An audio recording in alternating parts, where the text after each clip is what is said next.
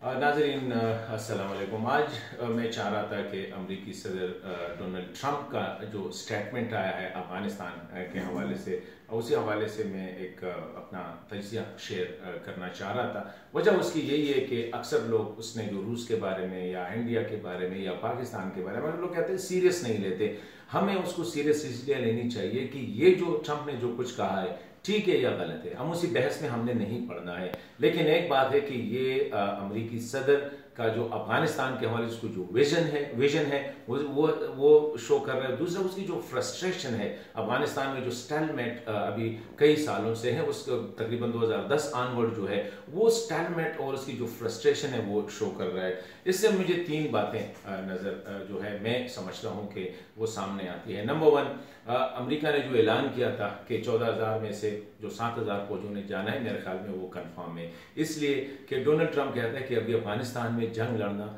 अमेरिकी फ़ौज का काम नहीं है। वो पाकिस्तान लड़े, वो रूस लड़े, वो और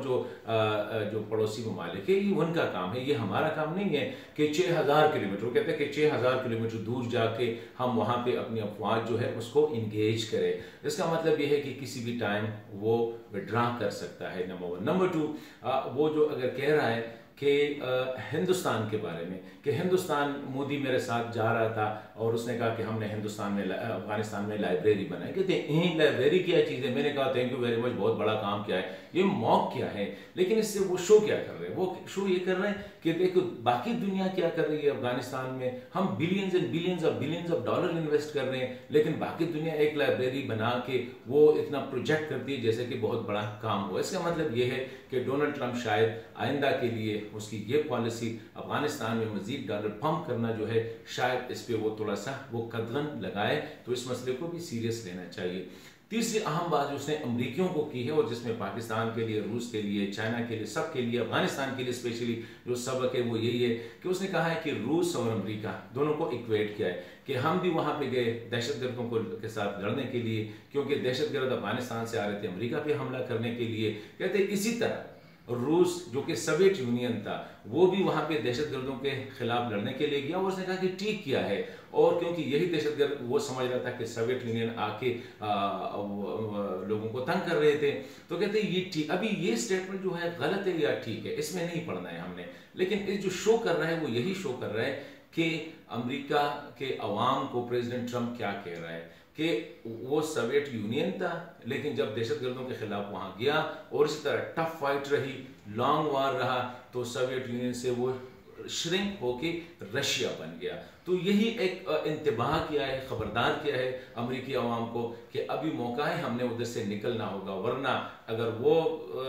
छोटे छोटे रियासतों में तकसीम हो सकते हैं तो अमेरिका भी 52 रियासतों में तकसीम हो सकती है। तो मेरे ख्याल में ये जो 4-5 चीज़ें हैं, अभी मौका है कि और पाकिस्तान के लिए भी ये नहीं समझना चाहिए कि पाकिस्तान के साथ अगर वो अच्छे ताल्लुकात की बात कर रहे हैं तो ये पॉलिसी शिफ्ट नहीं है, मुझे नज़र नहीं आ रही है, बल्कि मुझे एक पुल फैक्टर नज़र आ रहा है कि प्रेसिडेंट ट्रंप चाहता है कि एक तो पाकिस्तान को अफगानिस्तान में इंगेज रखे, नंबर वन। नंबर टू ये है कि वो चाइनीज और रशियन जो कैंप से वहां पे वो ना चला जाए। तो इसलिए पाकिस्तान को भी बड़ा एहतियात से जाना होगा, रूस को या चीन को एनाई नहीं करना होगा, बल्कि एक बैलेंस क्रिएट करनी होगी अमेरिका, रूस और चीन के दरमियान। तीसरी बात जो मैं समझता हूँ अहम है वो ये है पड़ोसी ममालिक के लिए अफगानिस्तान, क्योंकि उनको जो ट्रंप की जो बयान है या उनका जो नजरिया अफगानिस्तान है उसको सीरियस लेके अभी जो प्रोसेस शुरू हुआ है तालिबान के साथ बातचीत का, उस पर मेरे ख्याल में मजीद उसको तेज करना होगा, ताकि ऐसा ना हो